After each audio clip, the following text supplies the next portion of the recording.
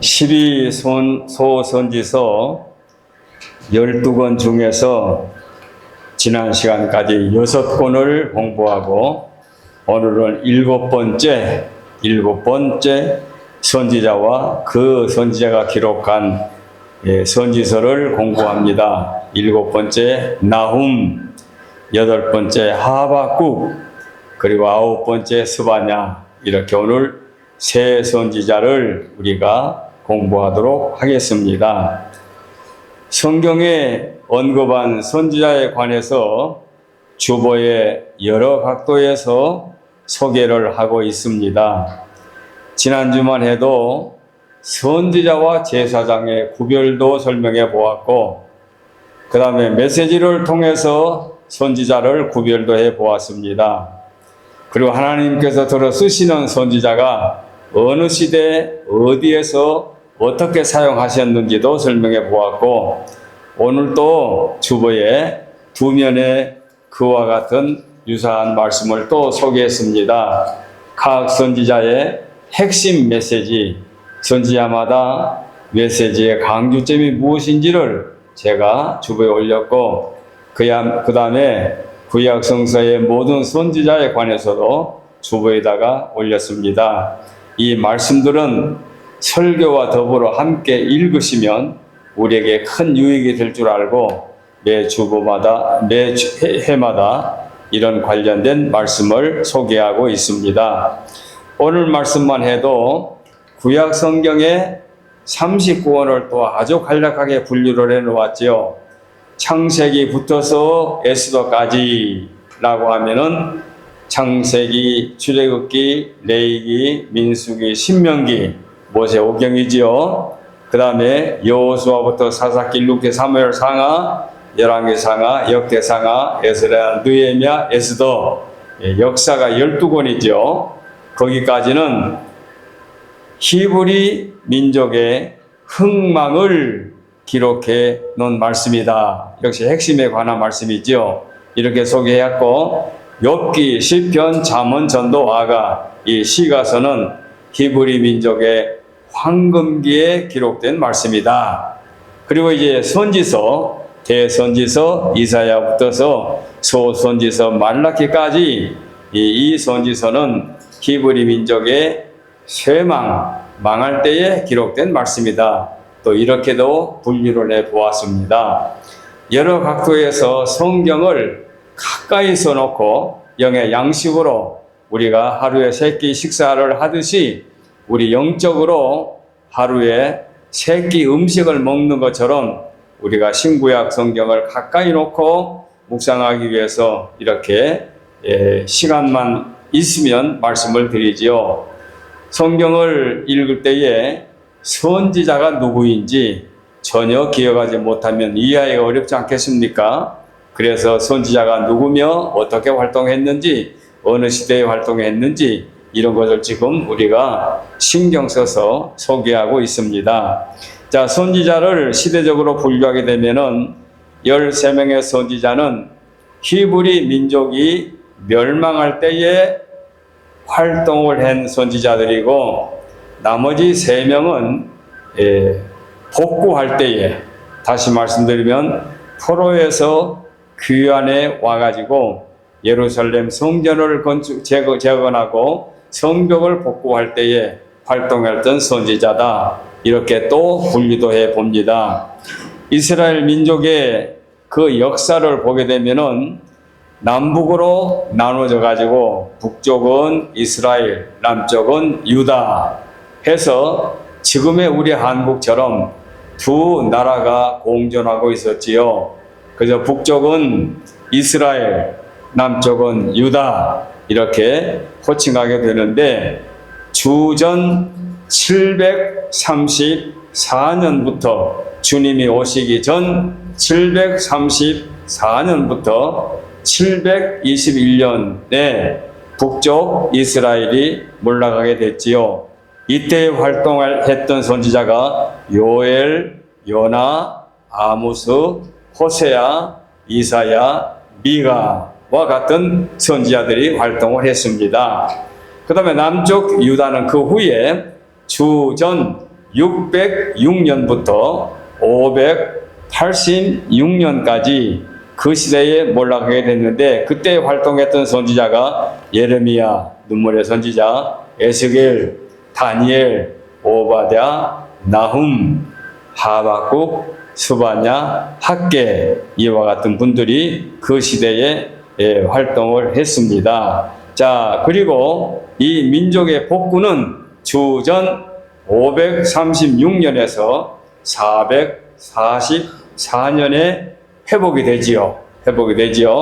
그때에 활동했던 분들이 학개, 스가랴, 말라기, 이와 같은 분들이 그때에 활동하게 됐는데, 이 학개, 스가랴, 말라기는 이제 다음 주에 이제 말씀을 드리겠고, 오늘은 나훔, 하박국, 스바냐, 이 세 선지자에 관해서 공부를 할 것입니다. 자, 나훔 하게 되면은 요나를 기억해 주시기 바랍니다. 요나는 니느웨를 향하여 예언한 말씀을 했지요. 근데 요나 끝자가 나자 아닙니까? 근데 나훔 첫자가 나자입니다. 그래서 끝말 이어기로 하면은 요나, 나훔 이렇게 두 선지자는 니느웨를 향하여 선지 예언의 말씀을 외쳤다. 이렇게 하면은 요나, 나훔, 요나 이렇게 분류할 수가 있고, 그 다음에 하박국은 아까 우리 장로님이랑 함께 찬양했습니다만은 우리의 외양간에 짐승이 없고 우리의 과수원에 과일이 소출이 없어도 우리는 여호와로 인하여 만족한다 하면서 여기에서 유명한 말씀이 나오지요. 의인은 믿음으로 말미암아 살리라. 신약 성경에 세 곳에나 이 말씀을 인용하고 있는데, 이 말씀은 신약에서 구약을 그대로 인용한 말씀이지요. 누가? 하박국 선지자가 의인은 믿음으로 말미암아 살리라. 이렇게 하박국 하면은 의인은 믿음으로 말미암아 살리라. 이렇게 기억하면 되겠고, 그 다음에 스바냐는 히스기야 왕의 현손입니다. 이제 마지막 대지에 가서 말씀하겠습니다만은, 그래서 히스기야의 현손으로 유다를 향하여 선지자의 활동을 했던 선지자다. 이렇게 오늘 세 사람을 설명하도록 하겠습니다. 자, 1대지로 들어갑니다. 나훔 선지자와 그의 저서. 나훔은 역시 나훔서는 나훔 선지자가 기록을 했습니다. 저자가 나훔이라는 얘기입니다. 그리고 그 나훔이라는 이름의 뜻은 위로자라는 뜻이 있습니다. 위로자, 위로받는다, 위로한다, 위로를 받는다, 인제 위로를 하는 자인지는 그건 제가 잘 모르겠습니다. 하여간 위로라는 뜻이 있습니다. 나훔, 위로 이렇게 기억해 두시고, 그가 엘고스인 것 외에는 정확하게 성경에 소개하고 있지 않기 때문에 잘은 모릅니다. 성경에 기록되지 않은 말씀은 우리가 모르기 때문에. 그리고 고향은 엘고스 갈릴리 지방의 작은 촌락쯤으로 짐작하고 있는데, 그냥 유력한 정도지 확실한 걸 모릅니다. 그 외에 추측에 불과하기 때문에 긴 말은 제가 다 생략하도록 하겠습니다. 자, 나훔서의 내용은 아까 말씀드린 대로 니느웨를 향하여 예언의 말씀을 선포한 선지자입니다. 그래, 니느웨와 관련이 깊지요. 그래서 앞서 언급한 대로 요나, 나훔 두 사람은 니느웨 이방 땅 니느웨를 향해서 예언의 말씀을 한 선지자다. 이렇게 기억해 두시면 조금이라도 도움이 될 줄 압니다. 나자 돌림으로 요나, 나훔 이렇게 기억해 두시면, 물론 연도수는 한 100년 내지 150년 차이입니다. 요나가 한 100년 내지 150년 전에 활동했고, 그 다음에 나훔은 한 100년 후에 또는 150년 후에 활동을 했는데, 차관 그 두 선지자가 유일하게 니느웨를 향해서 예언의 말씀을 했던 자다라고 기억하시면 됩니다. 좀 더 자세하게 분류한다고 하면은, 자, 하나님께서 니느웨를 향하여 선포를 시키는데, 그 심판에서 나훔과 그 다음에 요나는 내용이 다릅니다. 요나는 우리가 알고 있지 않습니까? 이번에 소선지자를 공부하기 전에라도 요나는 니느웨를 향해서 말씀을 외쳤다. 그런데 그 니느웨의 사람들이 선지자 요나의 말씀을 듣고 어떻게 됐습니까? 왕으로 붙어서 심지어 짐승에 이르기까지 죄인이 되어 가지고 금식하고 죄수의 옷을 입고 통회하고 자복하여 멸망을 면하게 됩니다. 하나님이 멸망하시려고 했는데 그 뜻을 바꾸어서 그들을 구원해 주시는 은혜가 임하게 된 거지요. 이것이 요나 때에 일어났습니다. 그러니까 요나가 외친 말씀은 그 말씀이 효과 가져오게 해가지고 구원함을 얻게 되는데, 나훔 선지자의 외침은 그렇지 못합니다. 이제 말씀을 외쳤습니다마는 회개하고 돌아오지 못하고 결국은 역시 이방 나라의 멸망을 받고 말지요. 이것이 다릅니다. 그러니까 요나, 나훔의 그 메시지를 통한 결과는 다르다. 회개하지 않고 회개하고 의 결과가 달랐다고 하는 말씀을 우리가 비교해 볼 필요가 있습니다. 달라요. 선지자들의 활동은 똑같은데 어떤 때는 듣고 순종하고 회개하고 돌이키고 어떤 때는 거역해서 멸망을 받았다. 결과가 다릅니다. 그래서 오늘은 나훔서의 내용을 분류해 보면은 니느웨를 향하여 심판의 선언을 합니다. 1장에서. 그래서 여호와의 위엄성을 말씀하고 심판의 선언과 이스라엘의 위로의 말씀을 1장에서 말씀하고 있습니다. 그 다음에 2장에서는 니느웨의 심판의 내용을 말씀합니다. 그래서 니느웨의 공략, 그 다음에 니느웨의 황폐하게 되는 그런 처참한 모습을 말씀하고, 그 다음에 3장에 가서는 니느웨의 심판의 원인이 죄악의 그 죄악의 원인인 것을 밝혀주고 있습니다. 그래서 니느웨의 죄와 벌, 그 다음에 돌이킬 수 없는 심판에 관하여 말씀합니다. 그래서 나훔, 니느웨, 나훔, 요나, 나훔 이렇게 관련을 지어서 니느웨를 향한 심판의 말씀을 외쳤고 그 말씀대로 결국은 니느웨는 패망하게 되었다. 이렇게 알면은 아마 나훔서에 관한 말씀이 이해가 될 줄 압니다. 그 다음에 두 번째로 하박국 선지자입니다.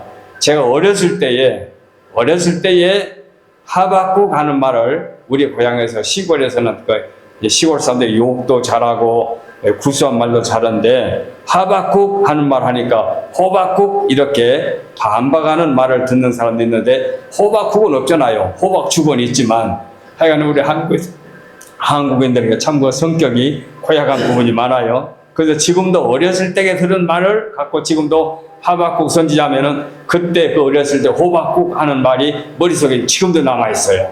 이건 좋은 일이 아니죠. 그런데 하박국 하면은 여러분이 기억할 것은 포용하다, 받아들인다, 영접한다, 그런 뜻이 있는 것을 기억해 주시기 바랍니다. 저같이 저속한 호박국 그런 걸 기억하지 마시고, 호박국은 있을 수도 없는 일이고 호박죽은 몰라도 호박국은 없잖아요. 그러니 여러분 그런 식으로 받아들이지 말고 하박국 선지자 그러면은 포용성 있다, 받아들인다, 이해한다, 너그럽다, 이런 식으로 여러분이 이해해 주시기 바랍니다.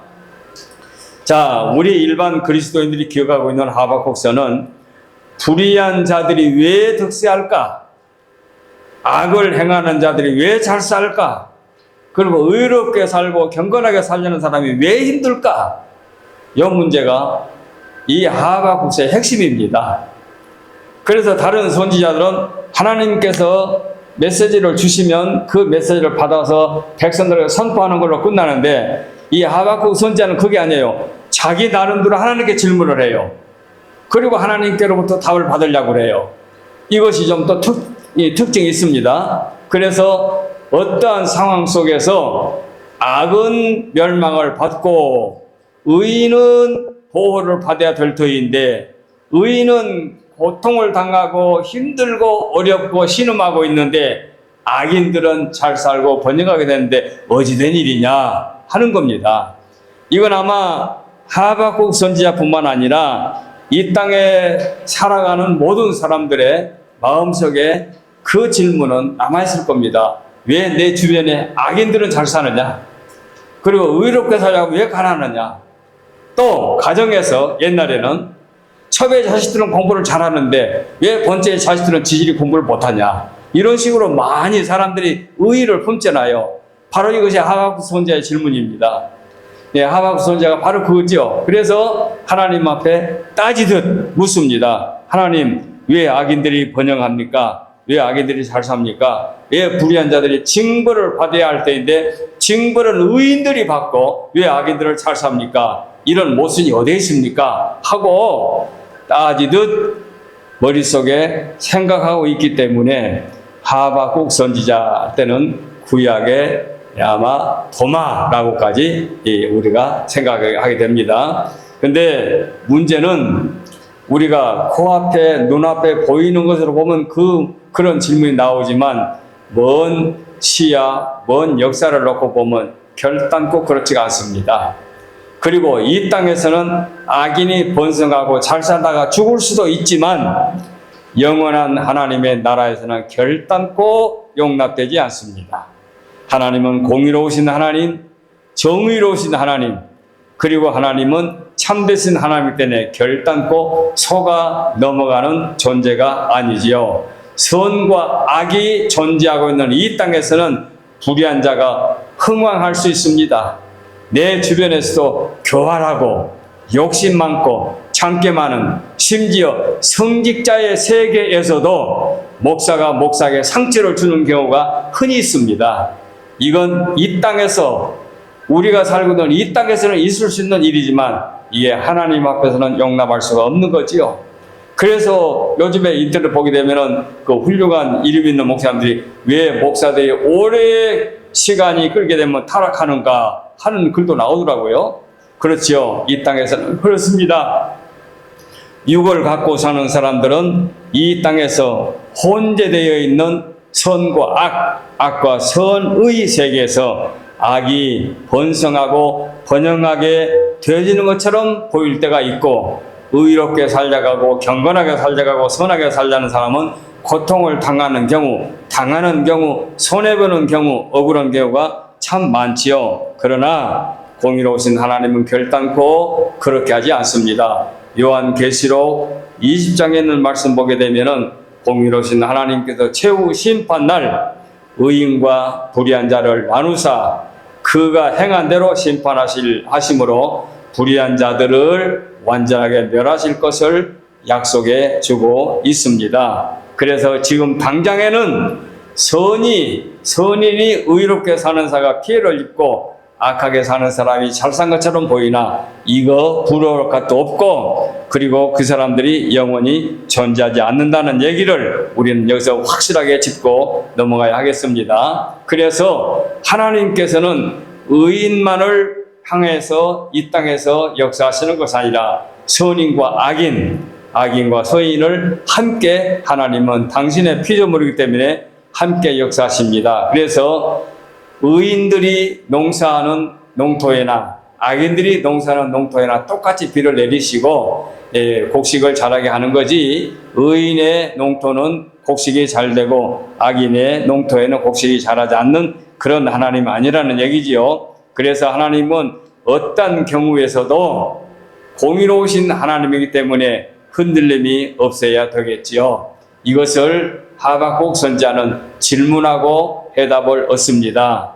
그래 얻은 결과가 무엇입니까? 의인은 믿음으로 말미암아 살리라. 외양간에 가축이 없어도 또는 과수원에 소출이 없어도 농토에 곡식이 잘 자라지 않아도 의인은 믿음으로 말미암아 살리라 하는 결론을 얻게 되었습니다. 그래서 하박국 선지자 하게 되면은 의인은 믿음으로 말미암아 살리라. 여기에서 우리 기독교의 조직신학에 이신칭의가 나오게 된 겁니다. 이신칭이 믿음으로 의롭게 된다, 믿음으로 구원함을 받는다 하는 이런 그 신학의 골격이 여기서 나오게 된 거지요. 그래서 하나님께서는 구원의 역사가 일어나게 되는데 믿음으로 구원을 받게 된다. 그래서 이에는 이사야의 능력과 예레미야의 정서가 잘 조화된 예언이기 때문에 다른 선지서와 달리 하나님께서 하나님의 깊은 뜻이 담겨져 있음을 우리에게 잘 보여주고 있습니다. 비록 장수는 3장에 불과하지만 이거는 깊은 의미가 들어있기 때문에 하박국 선지자의 두 가지 질문, 이것은 분명히 우리들도 가질 수 있는 질문이지만 하나님께서는 우리를 보호해 주시되 창조주 하나님의 입장에서 선인과 악인을 함께 보호해 주신다는 사실을 우리가 기억해야 됩니다. 기독교의 구원론 대단히 중요한 부분입니다. 의인은 믿음으로 말미암아 살리라. 얼마나 이 말씀이 소중한 기독교의 골격이면은 로마서 1장 17절에 나오고 갈라디아서 3장 11절에 나오고 심지어 히브리서 10장 38절에도 나옵니다. 똑같은 말씀이에요. 의인은 믿음으로 구원을 얻는다 하는 것입니다. 그래서 하박국서의 내용을 보게 되면은 1장에서 문제제기가 나옵니다. 문제제기, 하박국의 선지자의 첫 번째 문제가 1절로 4절에 나오고 5절로 11절에 하나님의 응답이 나오지요. 그 다음에 12절로 17절에 하박국의 두 번째 문제가 나옵니다. 그리고 2장에 들어가서 문제의 해결이 나옵니다. 하나님께서 2장 1절로 4절에 두 번째 응답을 해주시고 5절로 20절에 억압자의 멸망이 나옵니다. 그리고 이제 그 3장에 보게 되면 아까 우리는 그 본문을 16절로 19절까지 말씀을 보았는데 1절로 2절에 표제의 기도가 나오고 그 다음에 3절로 15절에 심판주의 임재가 나오고 오늘 본문 16절로 19절 말씀에 하박국 선지서의 내용이 나옵니다. 이렇게 해서 하박국 선지자, 의인은 믿음으로 말미암아 살리라. 비록 내 코앞에 응답이 없다 할지라도 믿음으로 살게 되면 최후에 하나님께서 응답해 주신다. 이런 놀라운 진리를 깊이 깨달아야 될 줄로 믿습니다. 그 다음에 세 번째 선지자입니다. 스바냐 선지자입니다. 여호와의 날을 선포한 선지자인데 스바냐는 히스기야 왕의 현손입니다. 현손하게 되면 몇 대입니까? 우리가 갖고 해외에서 사는 분들, 특별히 우리 젊은 분들은 한자로 사용하는 우리의 단어를 잘 모르는데 현손하게 되면 1대, 2대, 3대로 말하면 4대에 해당합니다.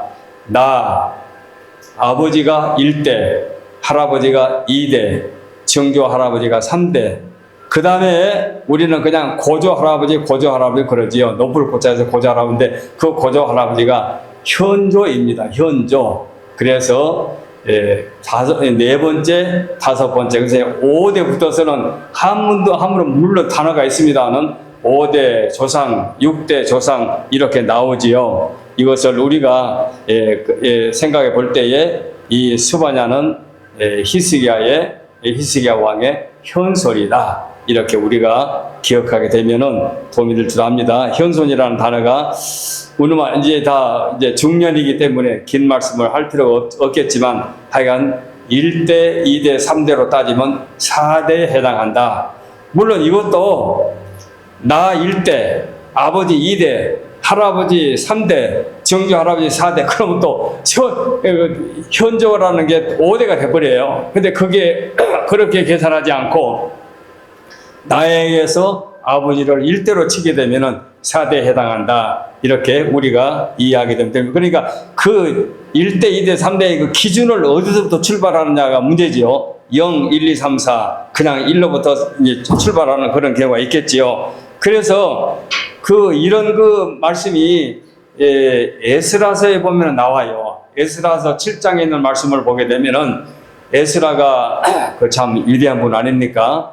이분은 아론의 16대 후손인데 아론은 모세하고 형제 아닙니까? 그런데 모세가 이스라엘 백성들을 애굽 땅에서 불러낼 때의 위대한 영도자지요.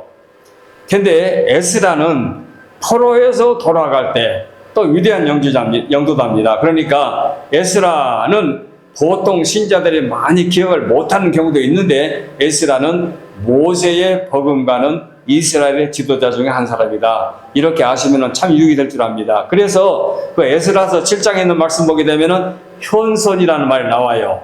그는 스라야의 아들이요 아사라의 손자요 힐기야의 증손이요 살룸의 현손이요 이렇게 나와요.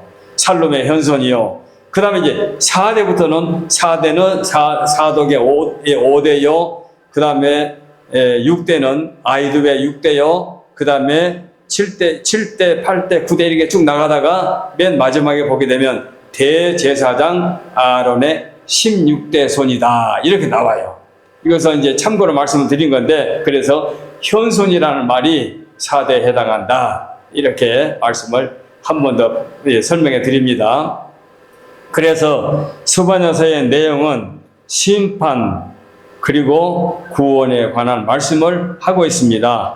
1장 1절로 3장 8절까지 심판에 관한 말씀, 그 다음에 3장 9절에서 20절까지 구원에 관한 말씀이라고 말씀을 하고 있습니다. 근데 심판편에 가서도 유다인들의 심판을 먼저 말씀하고, 그 다음에 1장에서 2장에서 이방인의 심판에 대해서 말씀하고, 그 다음에 3장 1절로 18절에 예루살렘의 심판을 말씀합니다.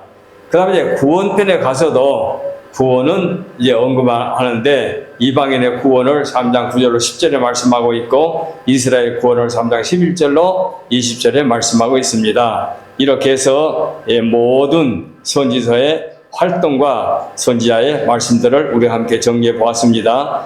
왕족임에도 불구하고 자기네 동족 유대인들을 향하여 사회적인 부패를, 종교적인 타락을 책망하면서 하나님의 심판에 선포하는 말씀을 이 선지자는 분명히 말씀하고 있습니다. 그래서 여호와의 날에 그의 메시지가 매우 힘있고 선명한 것을 보아 하나님의 공의에 대한 강한 확신을 가지고 강직한 성품으로 이렇게 선포한 선지자다. 이렇게 말씀을 드릴 수 있습니다. 그래서 스바냐의 내용을 보게 되면 심판이 1장에 나오고, 그 다음에 열방의 심판이 1장이 유다의 심판, 2장이 열방의 심판, 3장이 예루살렘의 심판에 관해 나옵니다. 그래서 구원은 3장 9절로 20절까지의 이방인의 구원, 이스라엘 구원으로 이어지고 있습니다. 자, 그래서 오늘 나훔, 하박국,